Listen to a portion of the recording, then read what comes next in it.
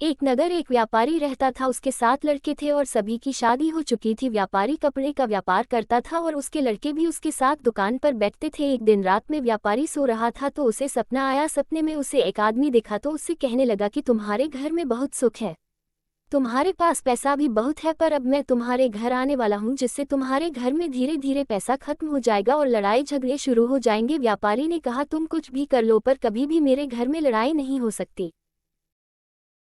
अगले दिन सुबह व्यापारी उठा और रोज की तरह नहा धोकर दुकान पर चला गया। उसके लड़के भी उसके साथ चले गए। उस दिन उसकी पत्नी और बेटों की पत्नियों ने खाना बनाया। खाने में उन्होंने दाल बनाई। सबसे पहले तो बड़ी बहू ने नमक डाल दिया और धीरे धीरे करके सभी ने नमक डाल दिया कि पता नहीं किसी ने डाला है या नहीं।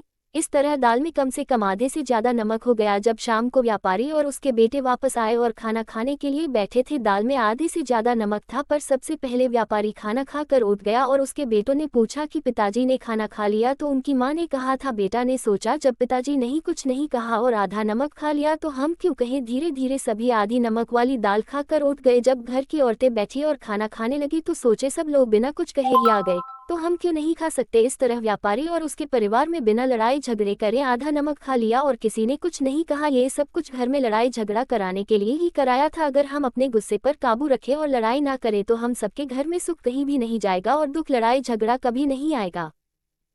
व्यापारी और उसका परिवार सहनशीलता और आपस में मिलजुल कर रहते थे, इसलिए उनमें से किसी ने लड़ाई नहीं की। उसी रात को फिर व्यापारी को सपना आया और सपने में वही आदमी दिखाई दिया। उसने कहा मैं तो थक गया, मैंने तुम्हारे घर में लड़ाई करवाने के लिए सब कुछ किया पर तुम्हारे घर के लोग तो किसी से लड़ते ही नहीं, इसीलिए तुम्हारे घर में सुख शांति हमेशा बनी रहेगी।